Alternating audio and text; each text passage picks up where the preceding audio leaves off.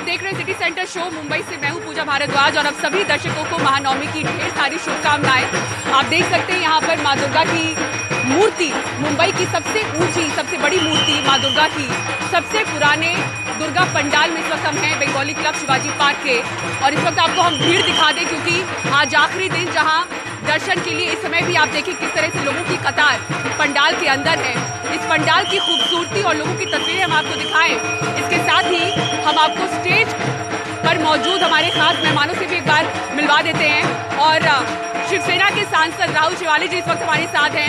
दुर्गा माँ की आरती इस वक्त आप देख रहे हैं। सर, कल बड़ा दिन शिवसेना के लिए, दशहरा रैली, दर्शकों को शायद पता चलेगा असली शिवसेना किसकी। भीड़ देखकर क्या लग रहा है कल क्या होगा? ज्यादा भीड़ शिवाजी पार्क में या बीकेसी में? कल आप देखेंगे बीकेसी में ज़्यादा भीड़ रहेगी क्योंकि हमारा जो हम शिवसेना प्रमुख बाला साहब ठाकरे जी को विचारों को आगे लेके जा रहे हैं, तो एक वो परंपरा है, वो संस्कृति है, वो आगे लेके जाने वाले। इसके लिए लोग बाला साहब ठाकरे जी को विचारों को जो आगे लेके जाने वाले उनको सुनने के लिए कल आएंगे, तो उसके लिए वहाँ पे भीड़ ज़्यादा रहेगी। और मैं दुर्गा माँ के चरण में यही प्रार्थना करता हूँ कि कल का हमारा जो दसरा रैली है वो पूरा यशस्वी होना चाहिए और जो हिंदुत्व का नारा है वो भी यशस्वी होना चाहिए। और एक ना जिन्हें खुद को बाला साहब ठाकरे के विचार का वारिस बताया, उनके विचारों का वारिस बताया है, तो ये पूरा जो वीडियो वॉर एक चल रहा था दोनों गुटों के बीच में, उसके बारे में क्या कहना चाहिए, क्या बताने की कोशिश? नहीं, हमने जब भी ये भूमिका ली तो हम जो बाला साहब ठाकरे जी के विचार है उनको आगे लेने का, हिंदुत्व के विचार आगे लेने का, तो ये जो वारिसदार है वो हम बाला साहब के विचारों के वारिसदार हैं। और जो 2-2.5 साल से जो कांग्रेस एनसीपी के साथ जो गवर्नमेंट बनी थी तो उसके खिलाफ थे हम, क्योंकि हमें क्लियर मैंडेट था, शिवसेना बीजेपी को मैंडेट था, हिंदुत्व को मैंडेट था।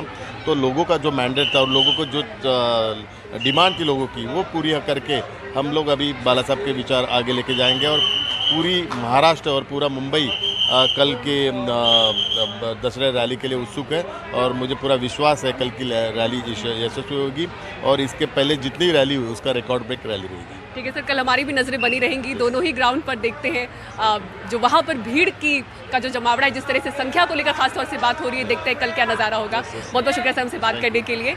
और ख़ासतौर से अगर हम ये पंडाल के बारे में बात कर रहे हैं तो बहुत ही 100 साल हो चुके हैं इस क्लब को और इस पंडाल का ये 37वां साल है। नितिन सरदेसाई जी हमारे साथ है, लगातार 3रा साल है सर आपने इस पंडाल को डिज़ाइन किया है। थीम के बारे में बताएंगे?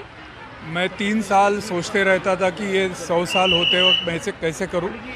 और जब मैंने देवदास में कलकत्ता घूम के दुर्गा माँ की प्रतिमाएं देखी थी तब से मैं उत्साहित था, क्योंकि आप जब देखेंगे कि हम लोग आज भी रेड कलर जो देवदास में हमने यूज़ किया था वही हमारा कलर आज की तारीख में भी है और वही माहौल इस क्लब में यहाँ पे जमा किया है। मुझे तो ऐसा लग रहा कि मैं देवदास की सेकंड देवदास की शूटिंग में यहाँ पे पहुँचा हूँ और माता जी के दर्शन करने यहाँ पे पहुँचा हूँ।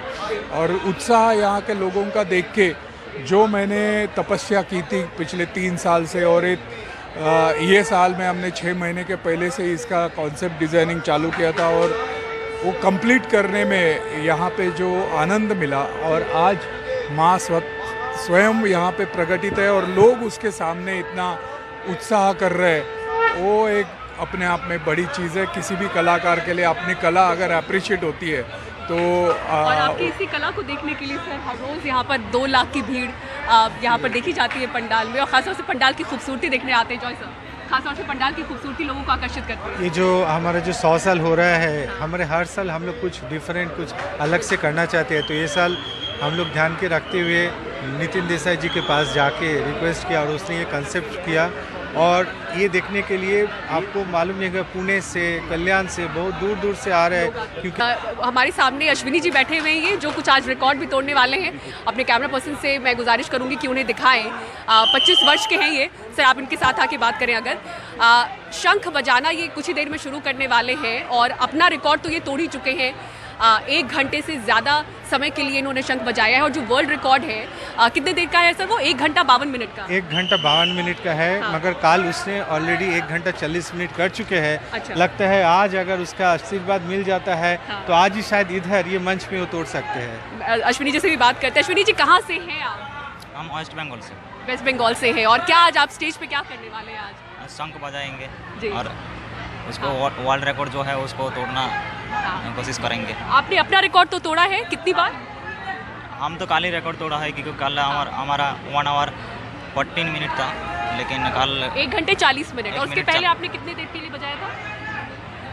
1 घंटा 14 मिनट। 1 घंटे 14 मिनट इसके पहले बजाया था, और कल आपने 1 घंटा 40 एक मिनट घंटा- बजाया। एक घंटा तो 40 आज का मिनट क्या बजाया। टारगेट है सर?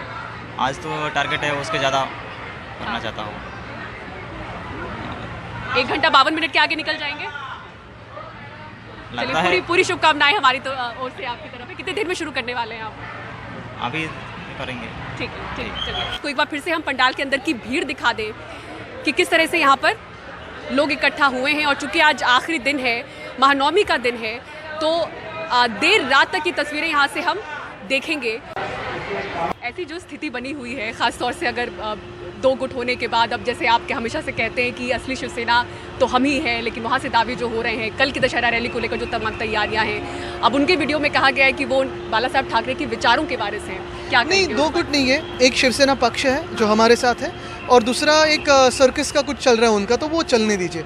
आप देख रहे थे शायद आज भी कई चैनल्स पे मैंने देखा कि जो लोग आ रहे हैं ट्रेन से, उनको लाया जा रहा है या बसेस से, उनको बेचारे को पता भी नहीं कि बीकेसी में होने क्या जा रहा है, लेकिन चलो घुमाने लेके जाते हैं, ऐसे बोल के लाया जा रहा है। तो जैसे शायद गद्दारों को कई अन्य राज्यों में लिया गया था, वैसे ही इनको लाया जा रहा है। कल एक तरह से शक्ति प्रदर्शन होने की कोई गुंजाइश? बिल्कुल नहीं, ये हमारे लिए एक पवित्र भूमि है शिव तीर्थ, और यहाँ हम दसरा रैली के लिए आएंगे। संख्या का दावा है कि उनकी रैली में बहुत बड़ी संख्या होगी, उस दावे का क्या? नहीं, वो तो शायद हिस्टोरिक रैली हो सकती है उनकी, क्योंकि सर्कस देखने के लिए काफ़ी लोग आएंगे, लेकिन यही बात रहती है कि गद्दार ये गद्दारी होते हैं, और जो उन्होंने किया है वो किसी को भी पसंद नहीं है। और ये दावा शिंदे और बीजेपी गुट की तरफ से, उनके ग्रुप की तरफ से कहा जा रहा है कि त्योहारों को जो रौनक और त्योहारों का जो ग्रैंड बनाने का सिलसिला इस बार उन्होंने उनकी तरफ से किया, शायद अगर आप सरकार में होते तो वो नहीं ये जनता को मिसलीड करने की कोशिश है, लेकिन जनता को पूरा पता है कि अगर ये ऐसे हम त्योहार कोविड के समय अगर सब खोल देते थे, तो शायद जैसे अन्य राज्यों में काफ़ी सारे आपने देखे होंगे जो हालात लोगों की बनी होती, वो यहाँ बनी होती। यहाँ पहला हमारा यही धर्म कहता है कि लोगों की जानें बचाओ, और वो हमने किया, वही हमारा धर्म है। और कानपुर के बिल्हौर में बड़ा हादसा हो गया है। यहाँ गंगा घाट पर नहाते समय 6 लोग डूब गए हैं। पुलिस ने रेस्क्यू ऑपरेशन शुरू किया है और गोताखोरों की मदद से एक युवक को बाहर निकाला गया है। बाकी की तलाश जारी है। घाट पर बड़ी संख्या में लोग इकट्ठा हैं। पुलिस और प्रशासन के अफसर भी पहुंच गए। स्वास्थ्य विभाग ने 6 एम्बुलेंस मौके पर भेजी है। राहत बचाव कार्य जारी है। मौके पर भारी पुलिस फोर्स के साथ गोताखोरों की टीम मौजूद है। और नवरात्र में क्या गरबा जानलेवा साबित हो रहा है? ये सवाल इसलिए क्योंकि गुजरात से महाराष्ट्र और मुंबई में मिलाकर अब तक 5 मौतें गरबा खेलने के दौरान हो चुकी हैं। क्या है वजह, ये जानने की हमने कोशिश की। सुनील सिंह की रिपोर्ट देखिए। नवरात्रि में गरबे की धूम है, लेकिन गरबे के दौरान हो रही मौतों से कुछ जगहों पर मातम फैल रहा है। मुंबई से सटे विरार की ग्लोबल सिटी की एवरशाइन एवेन्यू 6 की सोसाइटी में तो मानो दुखों का पहाड़ टूट पड़ा है। एक जिस सोसाइटी में रहने वाले जो मनीष जैन है, वो 1 अक्टूबर की रात इस माता का यहाँ पर स्थापित किया गया है, और यहाँ पर गरबा चल रहा था, और गरबा का नृत्य करते करते अचानक उनकी तबीयत खराब हुई। डॉक्टर के पास ले जाया गया, लेकिन वहाँ पहुँचने के पहले बता रहे हैं कि उनकी मृत्यु हो गई। साथ में उनके पिता थे जो बुजुर्ग थे। अपने बेटे की इस तरह से अचानक मौत देखकर वो इस तरह से इतना सदमा लगा, उन्हें आघात लगा कि उनकी भी जगह पर ही मौत हो गई। एक ही परिवार के 2 लोगों की मौत हो गई। पहले बेटे मनीष की, फिर उसकी मौत के सदमे से पिता नरपत जैन की। मनीष जैन की अभी 3 महीने पहले ही शादी हुई थी। अचानक से ये क्या हुआ, कैसे हुआ कि कहते ना, कोई मेडिकल हिस्ट्री नहीं थी उनकी, और इस तरह से हम एज ए सोसाइटी मेंबर या फिर जो भी कहें, हम अभी तक इस बात को पचा नहीं पा रहे हैं कि मनीष हमारे बीच नहीं है। अभी भी ऐसे लगता है कि हमारी दिन की शुरुआत अंकल जी से होती थी, वो सुबह नीचे टहलते हुए मिलते थे, और रात हमारी होती थी, मनीष आता था ऑफिस से, मिल जाता था, जोक्स मारता था, और कहते ना, लोगों को खुश रखना Manish was expert in it. हम लोगों ने फुटेज भी देखा, क्योंकि यहाँ पे लोग वीडियो भी ले रहे थे, तो ऐसा भी नहीं है कि वो बहुत अग्रेसिवली डांस कर रहा था। ठीक है, उससे ज्यादा तो हम लोग फास्ट क्रिकेट खेलते हैं, 2 विकेट्स के बीच में भागते हैं तो उससे तेज भागते हैं। तो I don't think that is one reason कि मतलब हम बोल सकते हैं कि गरबा की वजह से ही हो रहा है। वन ऑफ द रीजंस हो सकता है। 3 दिन पहले गुजरात के आनंद जिले में भी 21 साल के वीरेंद्र सिंह गरबा खेलते हुए अचानक से गिर पड़े और उनकी मौत हो गई। महाराष्ट्र के वाशिम जिले में 30 सितंबर को गोपाल इंदानी की, तो 1 अक्टूबर को सुशील काले की भी कुछ इसी तरह मौत हो गई। डोंबिवली के ऋषभ मुंबई के मुलुंड में गरबा खेलने आए थे, लेकिन होनी को कुछ और मंजूर था। आखिर क्यों जानलेवा साबित हो रहा है गरबा? विरार का संजीवनी अस्पताल, जहां पहुंचने के पहले ही मनीष की मौत हो चुकी थी, वहां के डॉक्टरों का मानना है कि शरीर में पहले से दिल से जुड़ी बीमारी या फिर कोविड का साइड इफेक्ट बड़ी वजह हो सकती है। गरबा लोगों का मौत का वजह नहीं बन रहा है। बेसिकली क्या रहता है कि जेनेटिक प्रेडिस्पोजिशन हो सकता है, या लोगों के ईटिंग हैबिट्स, लोगों को फिजिकल या मेंटल कोई भी स्ट्रेस ऐसे बैकग्राउंड में हो सकता है, जिसके वजह से अचानक से कोई इवेंट, कोई इमोशनल इवेंट या कोई भी फिजिकल इवेंट हो जाता है ना, तो अचानक से उनको कार्डियक रिलेटेड इंजरी हो सकता है, साइलेंट हो सकता है, एंड अनफॉर्चुनेटली वो इतना मेजर हो सकता है कि उसमें से रिकवरी हो नहीं पाता है। जैसे पोस्ट कोविड जो लंग्स फाइब्रोसिस है, ये बहुत लोगों को पोस्ट कोविड लंग फाइब्रोसिस हो गया है।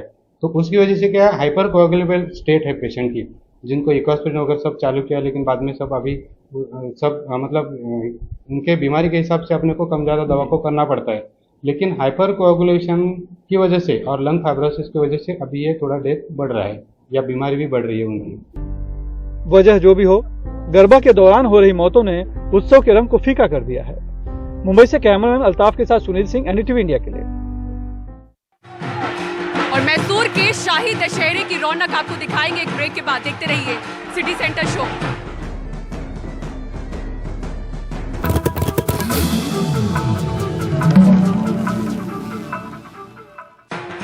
और कोरोना की वजह से मैसूर का ऐतिहासिक दशहरा फीका था, लेकिन इस बार शाही दशहरे की रौनक लौटी है। देखिए।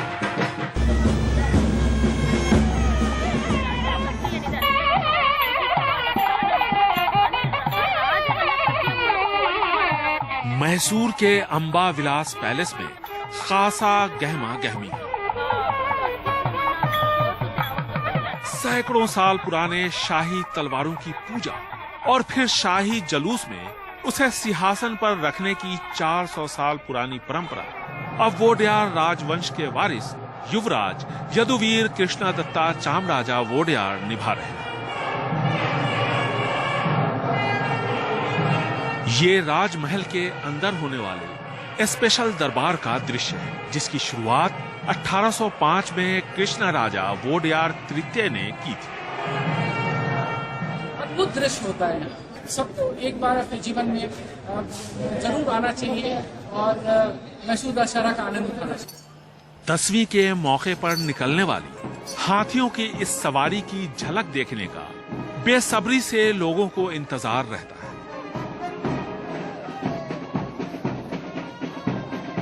दशहरा को शाही अंदाज में मनाए जाने की परंपरा विजयनगर साम्राज्य के वक्त शुरू हुई, कृष्णदेव राय के समय, यानी 16वीं सदी में। हालांकि तब इसका केंद्र श्रीरंगपट्टनम हुआ करता था। 1799 में टीपू की मृत्यु के बाद जब वोडियार राजा की वापसी हुई तो राजधानी श्रीरंगपट्टनम की जगह मैसूर बना और वहां की परंपरा भी मैसूर आ गई। 70 के दशक में जब राजवाड़ों को दिया जाने वाला राजभत्ता यानी प्रीवी पर्स खत्म कर दिया गया तो दशहरे से राज्य सरकार जुड़ गई।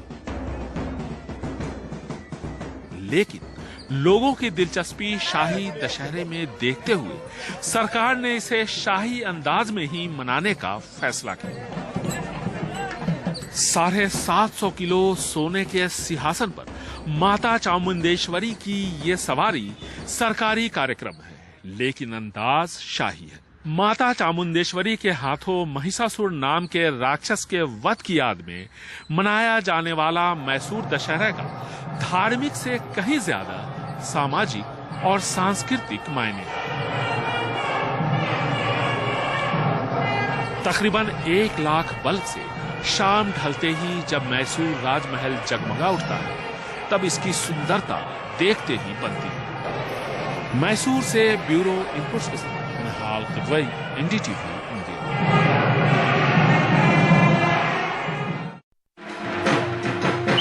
और देश भर में किस तरह से मनाई गई महानवमी आपको दिखाते हैं तस्वीरों में।